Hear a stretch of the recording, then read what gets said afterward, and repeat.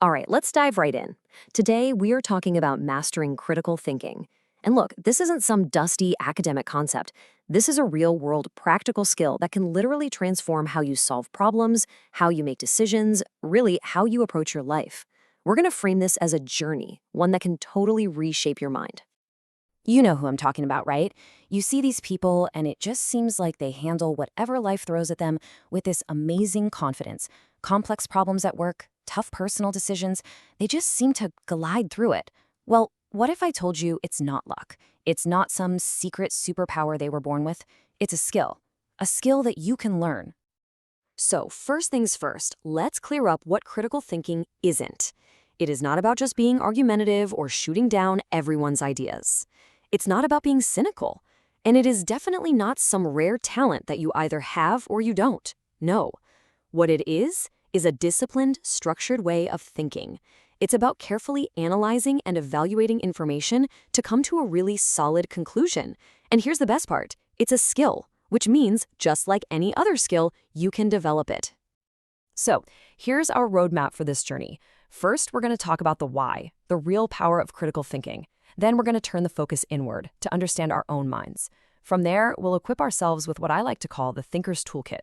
After that, it's all about application, using those tools to solve real problems. And finally, we'll see how all of this comes together to build something incredibly valuable, mental resilience. Okay, section 1, the power of critical thinking. You know, this is really our foundation. This is the skill that separates good from great. It's what allows you to cut through the noise, to make decisions that actually line up with your goals, and to see opportunities that other people just miss. It's the key. I absolutely love this metaphor. Think about it. You can't just decide to be a critical thinker one day and poof, you are. It doesn't work that way.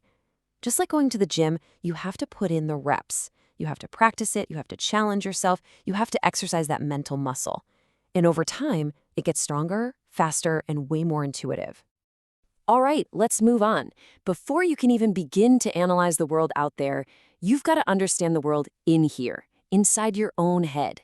The entire journey, every single step, really begins with self-awareness. This really says it all, doesn't it? Your mind is this incredible landscape. It has brilliant peaks of creativity and insight, but it also has hidden valleys and swamps where biases and assumptions lurk. Self-awareness is basically the act of drawing a map of that territory, knowing your own thought patterns, your emotional triggers. Without that map, you're navigating blind. So how do we actually do that? How do we build that self-awareness? Well, here are 3 fantastic, super practical tools. Mindfulness lets you step back and just watch your thoughts come and go without getting swept away by them. Journaling. This is huge. It gives you a physical record so you can actually see the patterns in your thinking over time. And finally, getting feedback from people you trust gives you that outside perspective to see the blind spots you can't see yourself. Okay, now that we've started mapping our internal world, it's time for my favorite part, the thinker's toolkit. This is where we get the gear, the actual tools we need to start analyzing the world around us with clarity and precision. First up, the absolute backbone of the whole operation, logical reasoning. This is your detective mode. It's about looking at the clues, the evidence, and following them step by logical step to a conclusion that actually holds up. It's about building an argument that is sound from the ground up. Now, part of being a good detective is knowing when the trail has gone cold, or when you're being misled. That's why we have to learn to spot these common logical fallacies. You've seen them all. Ad hominem, when someone attacks the person instead of debating the idea. The false dichotomy, it's either my way or the highway, when there are probably 10 other options. And the slippery slope, that dramatic claim that if we do this one small thing, it will inevitably lead to total chaos. The other essential tool in our kit is our bias detector. Now, this is really important. Having biases doesn't make you a bad person. They're just mental shortcuts our brains use to handle the insane amount of information we process every day. The problem is, these shortcuts can often point us in completely the wrong direction. Okay, let's put a few of these under the spotlight. First, the big one, confirmation bias. We are all guilty of this. It's that warm, fuzzy feeling you get when you find that one article online that proves you were right all along, and you conveniently just scroll past the 20 articles that challenge your view. Next up, the anchoring effect. Ever wonder why the sticker price on a car is so important? That's anchoring. our brain latches onto that first piece of information, that first number, and every other piece of information is judged against it. It's a powerful, powerful effect. And finally, the availability heuristic.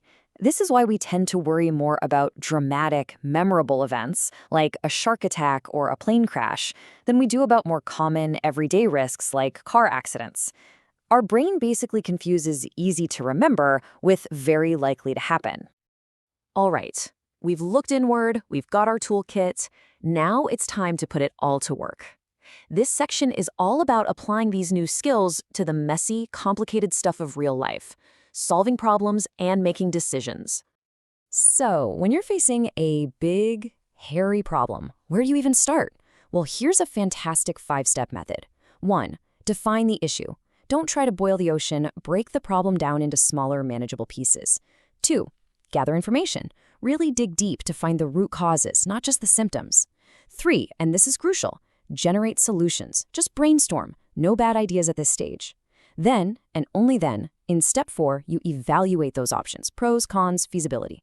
Finally, step 5, implement and monitor. Pick the best one, put it into action, and pay attention to see if it's actually working.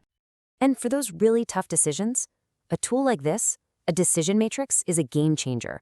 Instead of just going with your gut feeling, you get objective. You decide what criteria are most important to you, like cost or time or impact. Then you score each of your options against those criteria. Suddenly, the best path forward, like option A in this case, becomes crystal clear. It takes the emotion out and puts logic in the driver's seat. And that brings us to our final and maybe most important section, building mental resilience. Because here's the thing, this whole process isn't just about being smarter or winning arguments. The ultimate reward, the real payoff, is becoming stronger. What a perfect image. Resilience isn't about being rigid and refusing to move. That's how things break. It's like the oak tree. It has deep roots, a solid core, but it's flexible enough to bend with the wind.